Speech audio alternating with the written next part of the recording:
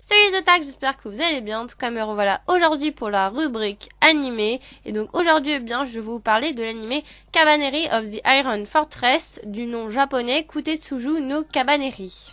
Donc tout d'abord, je vais vous faire une petite présentation de l'animé. Donc à savoir que cet animé est issu du même studio d'animation que l'Attaque des Titans, donc le Wit Studio. D'ailleurs, vous allez comprendre pourquoi il y a des petits liens entre l'Attaque des Titans et Kabaneri of the Iron Fortress. Donc justement, je vais beaucoup en parler dans cette vidéo de ce lien qu'il y a entre ces deux animés. Donc pour commencer, un petit résumé de l'animé. L'histoire se déroule dans un monde chaotique où les humains tentent de survivre face à une menace, les Kabanés. Ces derniers dévorent tous les humains qu'ils croisent, mais les humains peuvent eux-mêmes devenir des Kabanés s'ils se font mordre par l'un d'entre eux. Pour éviter que l'humanité ne se transforme en Kabanés, les humains se sont réfugiés dans d'immenses forteresses baptisées stations et reliées entre elles par des trains blindés. Malheureusement, lorsqu'un humain se fait mordre, il se transforme en Kabané à cause du virus qui est contenu dans le Kabané. Mais il est possible d'être un Kabaneri, une espèce entre l'humain et le Kabané. Donc voilà, grâce à ce petit résumé, vous avez imaginé un petit peu l'univers de cet animé. Et maintenant, on va parler plus en détail de différents points de l'animé.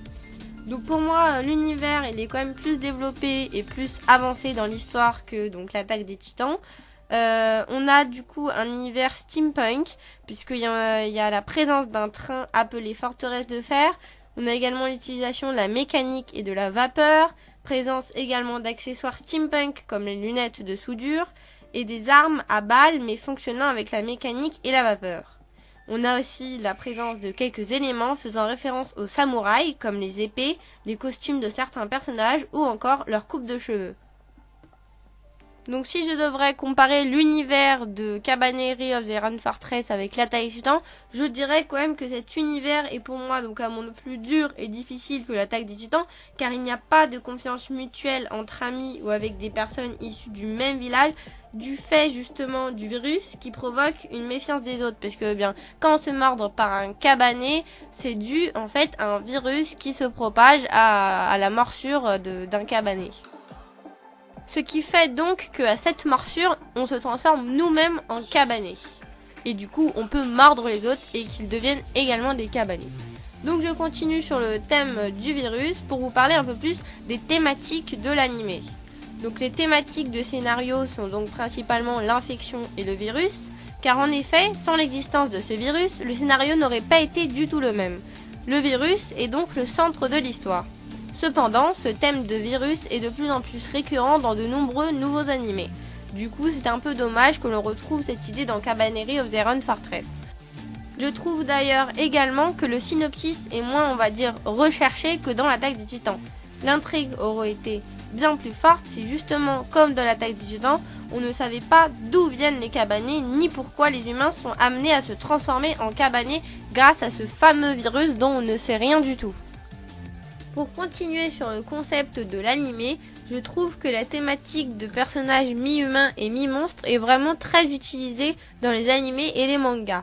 On a par exemple le concept de personnages mi-humains et mi-yoma dans l'animé Claymore. Ici, le concept de mi-humain, mi-kabané est donc utilisé. Parlons maintenant des Kabanés. Premièrement, je trouve qu'ils ont pratiquement la même démarche que les titans, malgré qu'ils aient tout de même une meilleure agilité. Leurs déplacements sont d'ailleurs des déplacements de personnages qui ne sont pas dotés d'intelligence et de conscience. Mais leur intelligence est tout de même légèrement supérieure aux titans car ils savent manier des armes. Les personnages autres que les Kabanés sont de même comparables à certains personnages de l'Attaque des Titans. Ikoma, le personnage principal, semble pourtant, de mon point de vue, être entre guillemets plus intelligent que Eren et moins chétif dans son moral. Ses façons d'agir sont plus matures. Il se débrouille seul, mais pourtant a la même volonté que Eren. Il a également un passé semblable à Eren, de par un passé difficile causé par la perte de quelqu'un.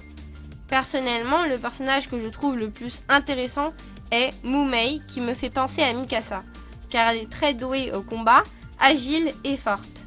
Mais elle paraît tout de même beaucoup plus fragile moralement que Mikasa. C'est d'ailleurs un personnage qui mêle le côté mignon et fort. Je finis sur les personnages pour parler des similitudes sur les modes de déplacement.